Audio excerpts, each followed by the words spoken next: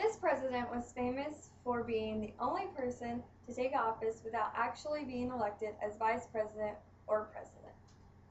According to the American Rhetoric, Gerald Ford delivered the top 100 speech of all time. Ford has many life experiences that have helped him become a great speaker. Through his family life, education, and career, it made Gerald Ford a great American speaker. First, let's look at Ford's life and education. According to the History Channel website, Ford was born on July 14, 1913 in Omaha, Nebraska. He was raised in Grand Rapids, Michigan. After high school, he attended the University of Michigan at Ann Arbor, where he earned a bachelor's degree in political science and economics. He was hired by Yale University to coach football and boxing in 1935. Ford was the top one-third of his Yale Law School class. A few months later, he joined the Navy and went to South Pacific for active duty. Ford's experiences with his family life and education helped him become a better speaker for his career. Second, an important life experience in Gerald Ford's early career. Ford ran as a Republican in 1948 and won the first of 13 terms in the U.S. House of Representatives. While in the House of Representatives, Ford was an internationalist in foreign affairs. Ford won the Republican congressional leadership and was elected as a House Republican Conference chairman. Ford was also appointed to the Warren Commission.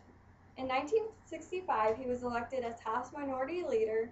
Through his speaking skills learned from his leadership, Ford was ready to take on his role as president.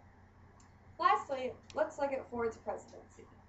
According to the biographies from the History Channel, on October 12, 1973, Vice President Spiro T. Agnew resigned from his office. Ford was nominated by President Nixon to replace him.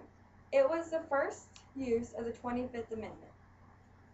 When the Watergate scandal broke, Nixon resigned, leaving Ford the new president.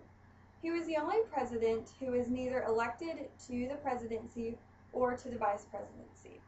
After Ford took office, he helped build the trust and morals back after the Nixon presidency. Ford made a controversial move that made him famous. He pardoned Nixon for the federal crimes he committed during his presidency and for Watergate. Ford left office in 1977 after being defeated in a presidential election. In summary, Ford was named for giving one of the top 100 speeches of all time by the AmericanRhetoric.com.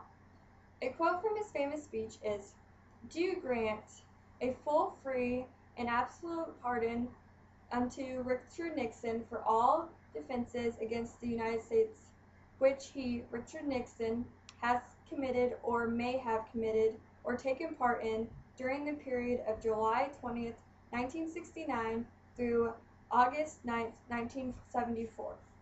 Through Ford's experiences from his life, education, and career, he became a great American speaker.